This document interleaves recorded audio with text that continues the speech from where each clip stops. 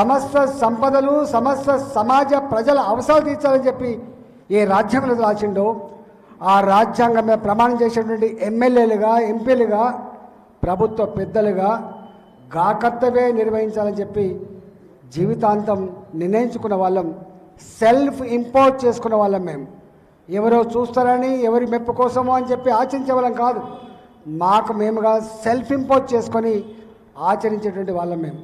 అందువల్ల మీరు మిమ్మల్ని అందరినీ కలవకపోయినా అర్థించకపోయినప్పటికి కూడా ఒకటే నిర్ణయించుకున్నారు, ఇప్పుడున్న ఈ పరిస్థితులలో ఈటలను గెలిపించుకోవాలి, నిలబెట్టుకోవాలని చెప్పి మీ సంకల్పం ఏదైతే ఉందో, మీ కమిట్మెంట్ ఏదైతే ఉందో, ఆ సంకల్పం ఆ కమిట్మెంట్కి కారణం 25 సంవత్సరాల నా చరిత్రకి మీ కళ్ళ ముందు కాబట్టి దాన్ని సమున్నతంగా నిలుపుతా అని చెప్పి మీకు హామీ ఇస్తూ ఉన్నాం. ఇవాళ మీరు తలుపు తట్టి మెట్లెక్కి మామిడి కోట్లేమని చెప్పి ఎంత గర్వంగా చెప్పుకున్నారో, రేపు మళ్ళీ ఎక్కడైనా బయటికి పోతే కూడా అవునయా మీరు మాకు ఓట్లేమని చెప్పిండ్రు, మంచోడికి ఓట్లేమని చెప్పినటువంటి ఆ కీర్తి తెచ్చే బాధ్యత నా మీద ఉంది, ఆ నమ్మకం నిలిపే బాధ్యత నా మీద ఉంది. కాబట్టి మా మొత్తం రాజకీయ చరిత్రలో నో అనేది మా నోట్లకు రాదు, నాట్ పాసిబుల్ అనేది మా డిక్షనరీలో లేదు.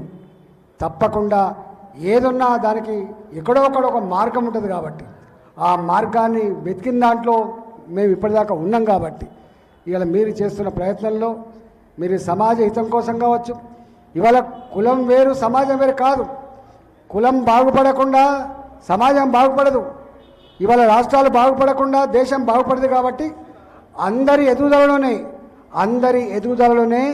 రాష్ట్ర భవిష్యత్తు దేశ భవిష్యత్తు ఆధారపడిందని చెప్పి నమ్మేదని నేను కూడా ఒకని. కాబట్టి మీరు చేసే సేవ కులం కోసం చేస్తున్నట్టు కాదు, మీరు చేసే సేవ రేపటి రాష్ట్ర ఎదుగుదలలో దేశ ఎదుగుదలలో చేస్తున్న కృషిగా మేము భావిస్తాం. కాబట్టి దానికి మా శక్తి వంచన లేకుండా మా పరిధిలో ఉన్నంతలో మీకు సర్వం సపోర్ట్ చేస్తామని చెప్పి మీకు మాటిస్తున్నాం.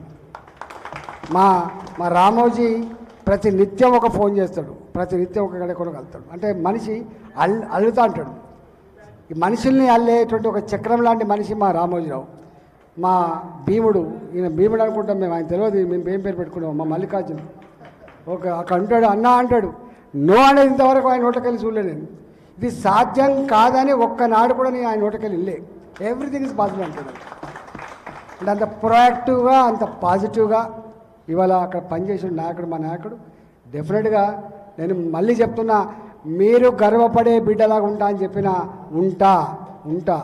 రేపు తప్పకుండా నేను ఈ సమాజ హితంలో నా వంతు కర్తవ్యం కూడా పోషిస్తా అని చెప్పి మనవి చేస్తూ మీ అందరికీ